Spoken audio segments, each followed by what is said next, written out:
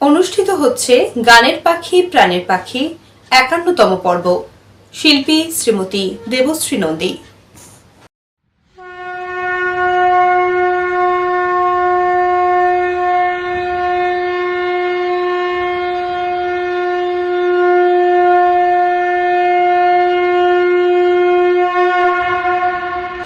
শিল্পী শ্রীমতী দেবশ্রী নন্দী আজ এই অনুষ্ঠানে আমাদের শোনাবেন বাংলার নানান আঙ্গিকের বেশ কয়েকটি বহুশ্রুত জনপ্রিয় লোকসঙ্গীত। শিল্পীর সাথে তার গান এবং প্রাসঙ্গিক কিছু বিষয় নিয়ে কথা বলবেন এই আসরের আর এক পরিচিত মুখ, আপনাদের প্রিয় শিল্পী শ্রী কৃষ্ণচন্দ্র ভর। শিল্পীকে যন্ত্রসঙ্গীতে সহযোগিতা করবেন বিশিষ্ট অক্টোপ্যাড প্লেয়ার শ্রী সন্দীপ নন্দী। শব্দ নিয়ন্ত্রণ ও সম্পাদনায় সহযোগিতা করেছেন শ্রী শৈশব চট্টোপাধ্যায়। চিত্রগ্রহণ, রূপকল্প, নির্মাণ ও অনুষ্ঠানটি পরিচালনায় ছিলেন শ্রী বিজয় চক্রবর্তী। আপনাদের উদ্দেশ্যে নিবেদিত এই সমগ্র অনুষ্ঠানটি প্রযোজনা করেছেন শ্রীমতী রাখি সাহা।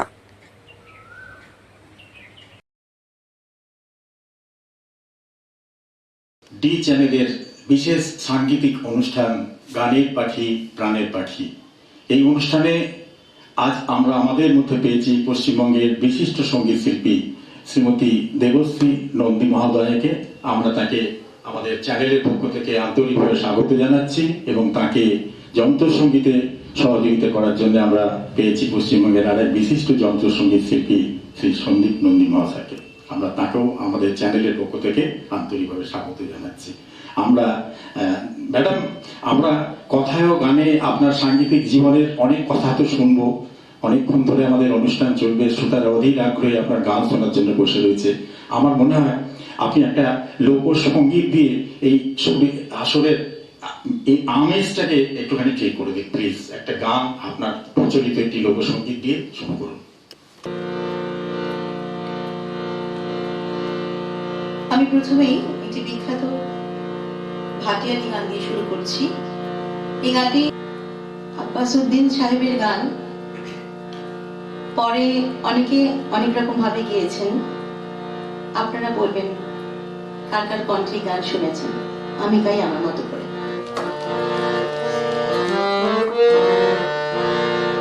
উথালি পাথালি আমার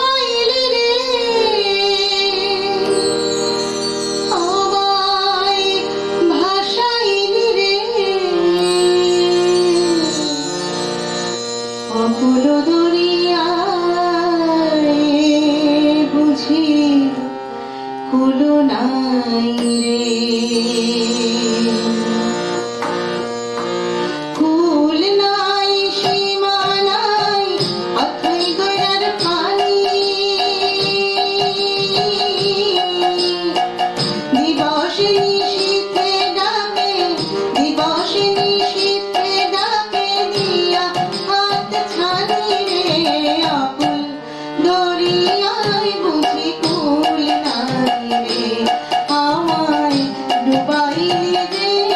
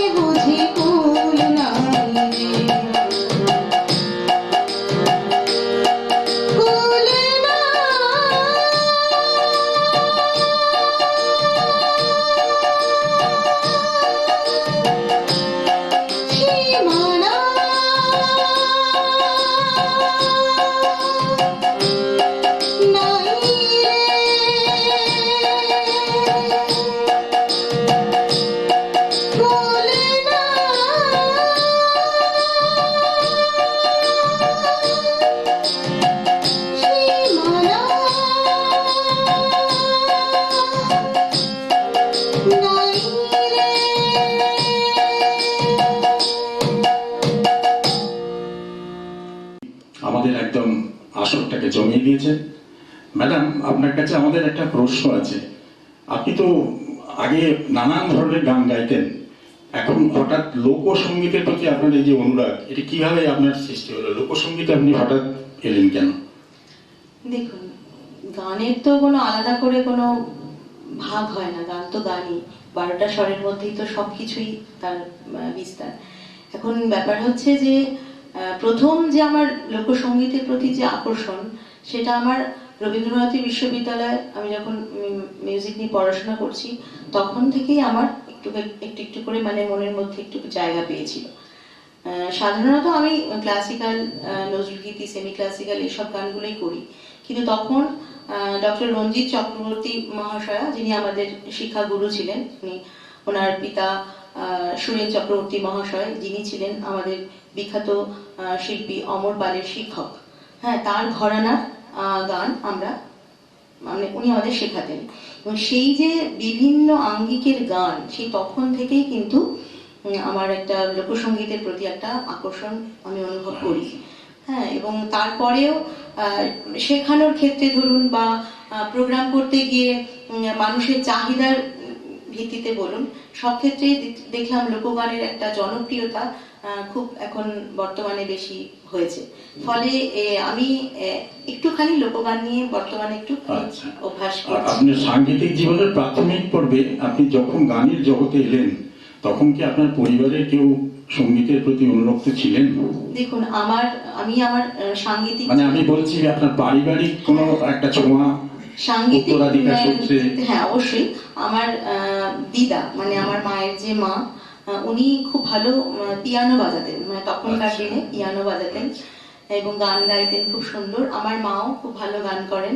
আমার বাবার বাড়িতে, মানে আমার যে বাবার কাকা, উনি খুব ভালো সেতার প্লেয়ার ছিলেন। ফলে সাংগীতিক একটা পরিবেশের মধ্যেই আমি বড় হয়েছি, যার ফলে আপনি একটু সুযোগ সুবিধাটা বেশি করে পেয়েছেন, অনুরাগটাও বেশি করে জন্মেছে সঙ্গীতের প্রতি। আমরা গান শুনি, আবার গান শুনি, লোকসঙ্গীতের জগতে আমরা পেয়ে যাই। আরেকটা গান গান। আচ্ছা, আমি কয়েকটি বিখ্যাত গান শোনাবো, যে গানগুলো আপনারা সবাই জানেন। অজানা গান গেয়ে লাভ নেই। আমি একটি গান শোনাবো যেটি হচ্ছে সিলেট অঞ্চলের গান, বাংলাদেশের সিলেট অঞ্চলের ধামাইল গান। এটি সাধারণত বিবাহর অনুষ্ঠানে গাওয়া হয়। বর্তমানে বিভিন্ন সঙ্গীত শিল্পীরা বিভিন্নভাবে গানটিকে পরিবেশন করছেন, কিন্তু আমি যেরকম শিখেছি, আমি আমার মতো গানটিকে পরিবেশন করব।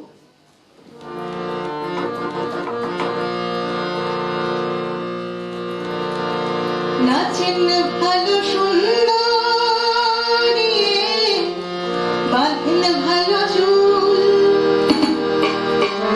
আর নাচেন ভালো সুন্দরী, বাঁধেন ভালো চুল। হেলিয়া দুলিয়া পড়ে, হেলিয়া দুলিয়া পড়ে, নাকেশ্বরের ফুলবালা, নাকেশ্বরের ফুল।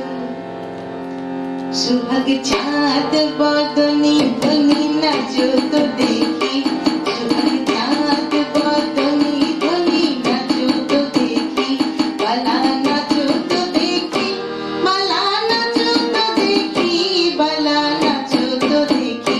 সুহাগ চাঁদ বদনি ধনি নাচো তো দেখি, সুহাগ চাঁদ বদনি ধনি নাচো তো দেখি।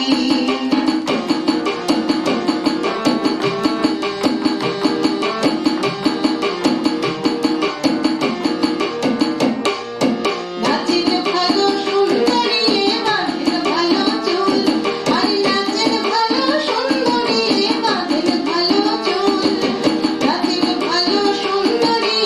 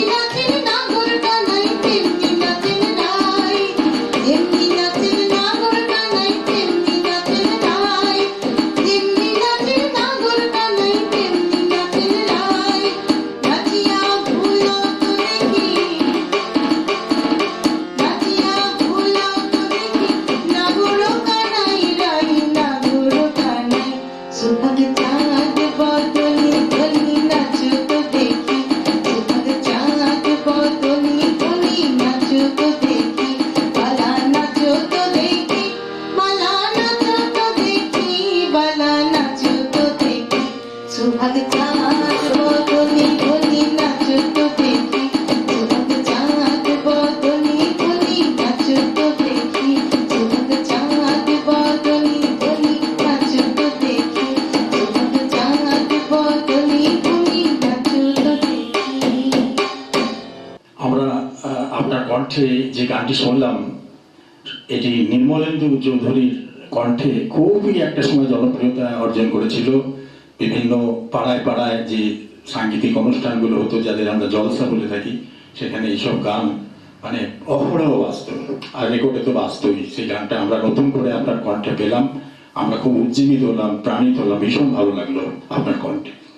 আপনাকে একটা প্রশ্ন করি, এই যে লোকসঙ্গীত, এই লোকসঙ্গীত সব গানই তো একটা দিক আছে বিনোদন, তা লোকসঙ্গীতেরও নিশ্চয়ই উদ্দেশ্য হচ্ছে বিনোদন, কিন্তু তার বাইরে অন্য কিছু এর ভেতরে কোনো আধ্যাত্মিকতা বা কোনো বিশেষ কোনো দর্শন কি কাজ করে বলে আপনার মনে হয়?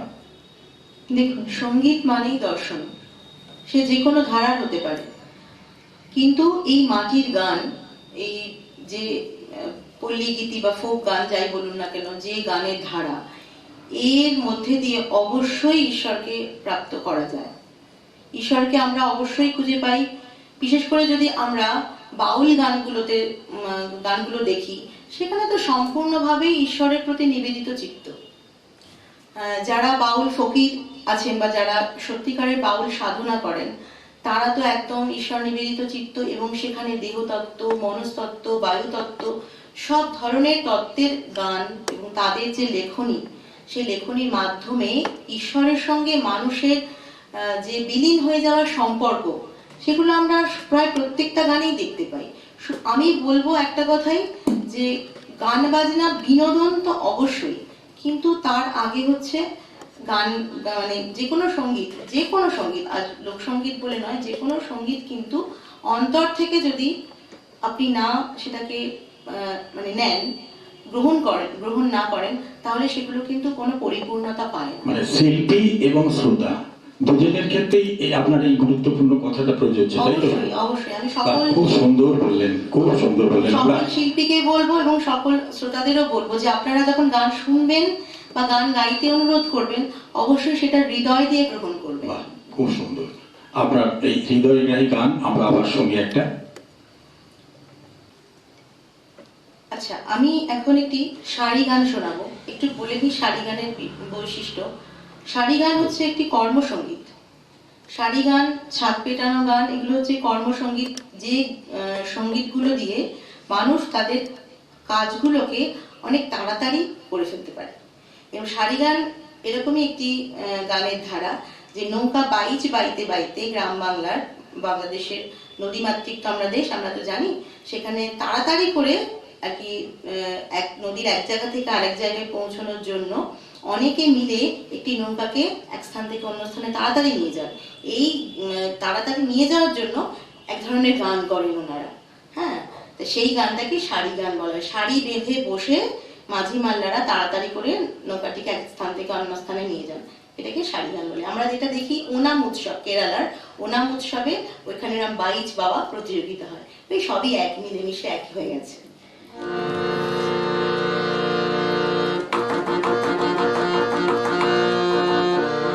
রূপসী নদীর নাও, সুজন মাঝির নাও, রূপসী নদীর নাও, সুজন মাঝির নাও, তত্তরায়া যায় ভাইরে, তত্তরায়া যায় ভাইরে, কোন বাতাসে সুজন বায়া যায় রে। রূপসী নদীর নাও, সুজন মাঝির নাও, তত্তরায়া যায় ভাইরে, তত্তরায়া যায় ভাইরে, কোন বাতাসে সুজন বায়া যায় রে।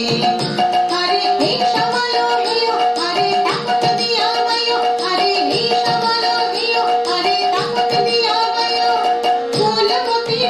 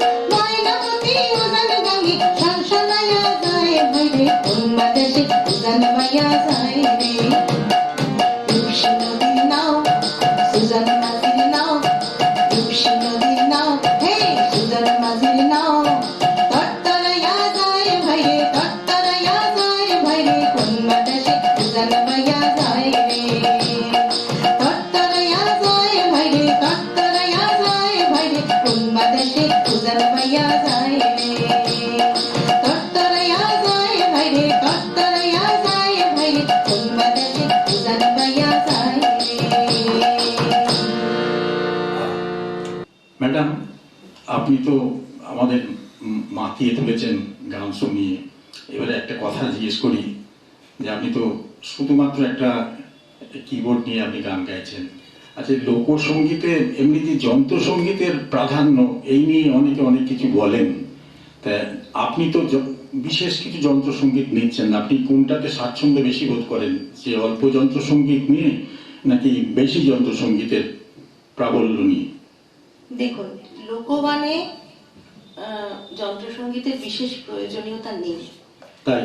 হ্যাঁ, আচ্ছা। আসলে যারা অনেক আগে থেকে যারা এই লোকসঙ্গীত নিয়ে চর্চা করেছেন বা গবেষণাও করছেন, তারা শুধুমাত্র এই খমক, গুবগুবি মানে যেটা আনন্দ লহরী, মন্দিরা, ঝুমুর মানে আমরা যে পায়ে যে ঘুঙুর বেঁধে নাচ করি, সেই হাতে ঘুঙুর নিয়ে, বা একতারা, শুধু দোতারা, এইগুলো নিয়েই লোকসঙ্গীত গাওয়া যায়, কিছু প্রয়োজন হয় না।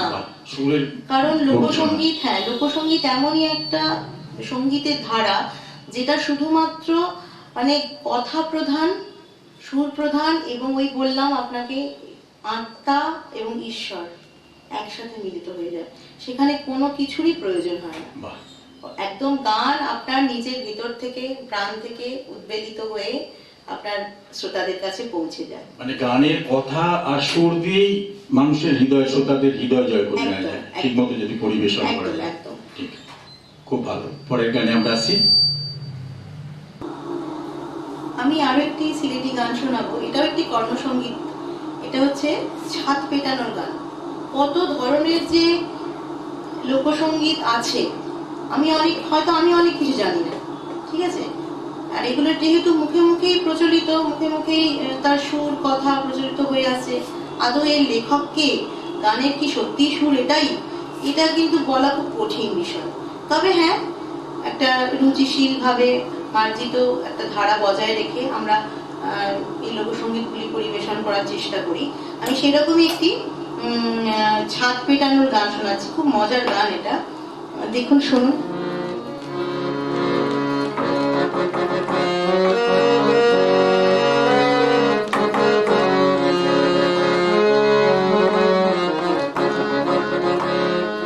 তালই পালঙ্কে ঘুমাইছে সোনা মাই গো, তালই পালঙ্কে ঘুমাইছে, তালই পালঙ্কে ঘুমাইছে সোনা মাই গো,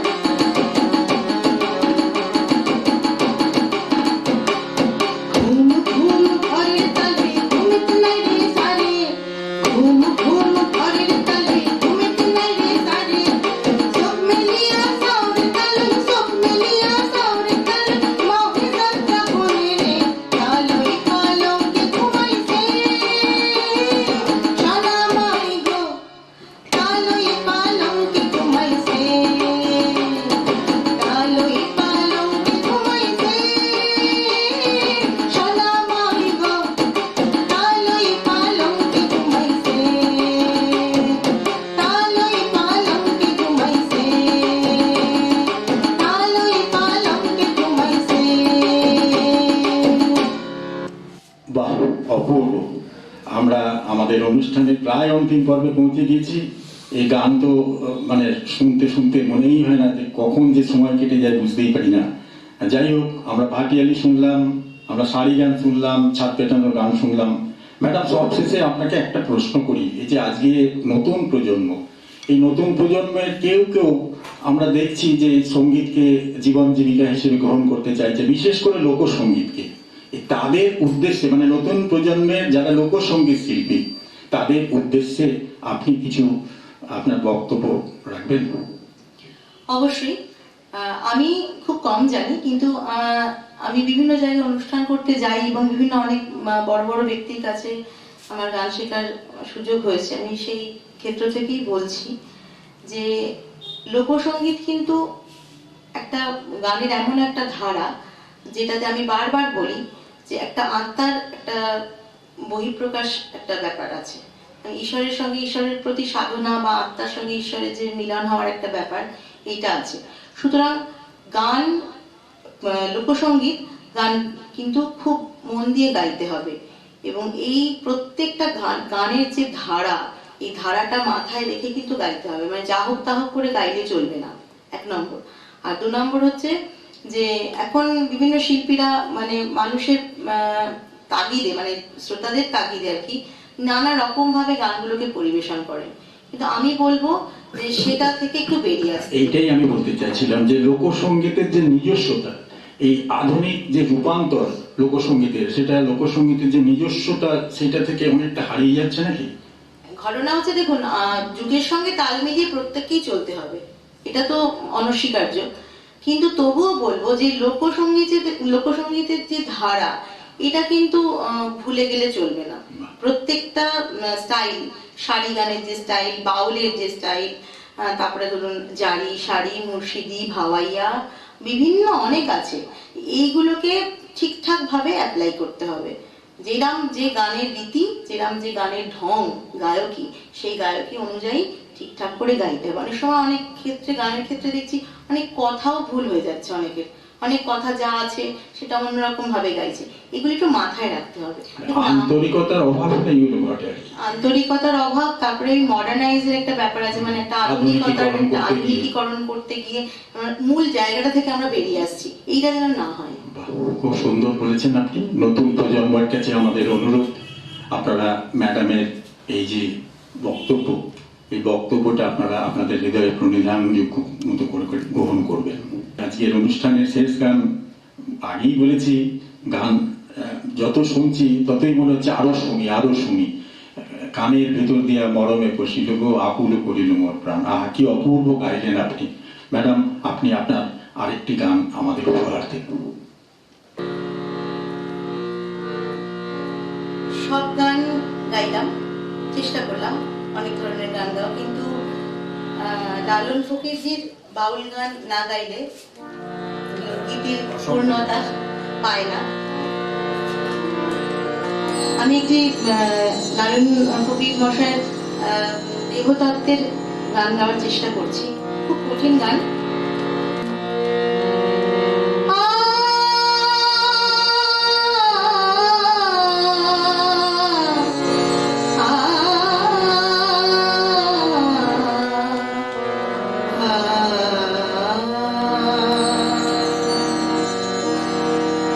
পাখি কখন যেন উড়ে যায়, পাখি কখন যেন উড়ে যায়, একটা বদ হাওয়া লেগে কাঁচায়, একটা বদ হাওয়া লেগে কাঁচায়, পাখি কখন যেন উড়ে যায়, পাখি কখন যেন উড়ে যায়।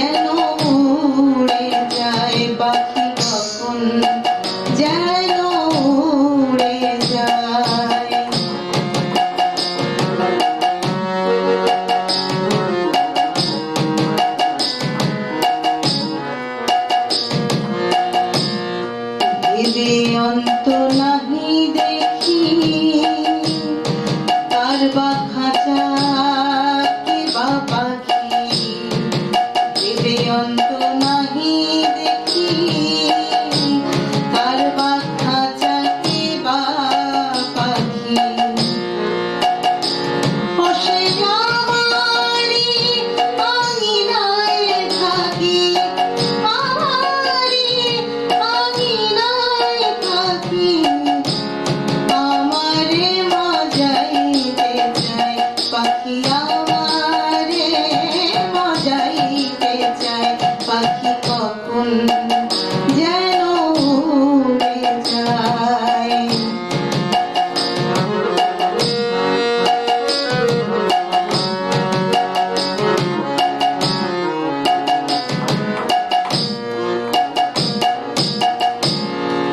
আগে যদি যেত জানা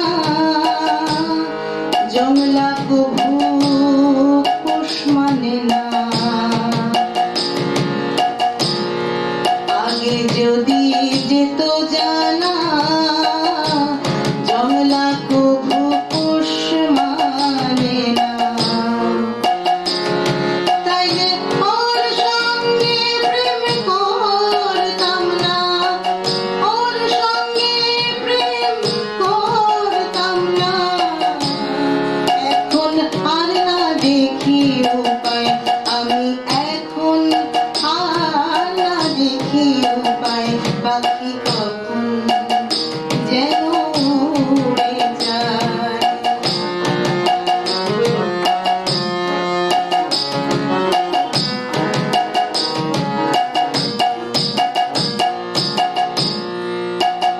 যেদিন সাথের পাখি যাবে উড়ে খালি খাঁচা রবে পড়ে ভোলা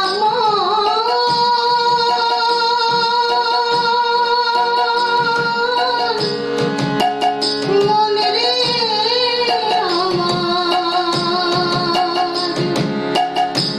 মন রে মন রে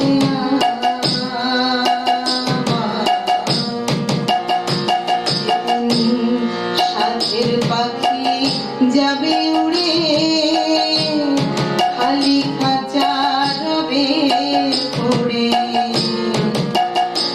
সেদিন সঙ্গের সাথে কেউ হবে না সঙ্গের সাথে কেউ হবে না ফকির লালন প্রেমে কয় ওরে ফকির লালন প্রেমে কয় পাখি কখন যেন উড়ে যায় পাখি কখন যেন উড়ে যায় একটা বদ হাওয়া লেগে কাঁচায় একটা বদ হাওয়া লেগে কাঁচায় পাখি কখন যেন উড়ে যায় পাখি কখন যেন উড়ে যায় পাখি কখন যেন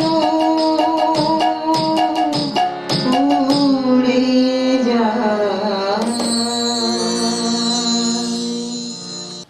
আজকের গানের পাখি প্রাণের পাখি অনুষ্ঠান এখানে শেষ হলো। আমাদের অনুষ্ঠানে আজ আমন্ত্রিত শিল্পী ছিলেন পশ্চিমবঙ্গের বিশিষ্ট লোকসঙ্গীত শিল্পী শ্রীমতী দেবশ্রী নন্দী এবং তাকে প্যাডে সহযোগিতা করলেন যন্ত্রসঙ্গীত শিল্পী শ্রী সন্দীপ নন্দী। আমরা চ্যানেলের পক্ষ থেকে আপনাদের অশেষ ধন্যবাদ জানাচ্ছি, অভিনন্দন জানাচ্ছি এবং আগামী দিনে আমরা আবার আপনার গান শুনবো এই প্রত্যাশা নিয়ে আজকে বিদায় নিচ্ছি। নমস্কার।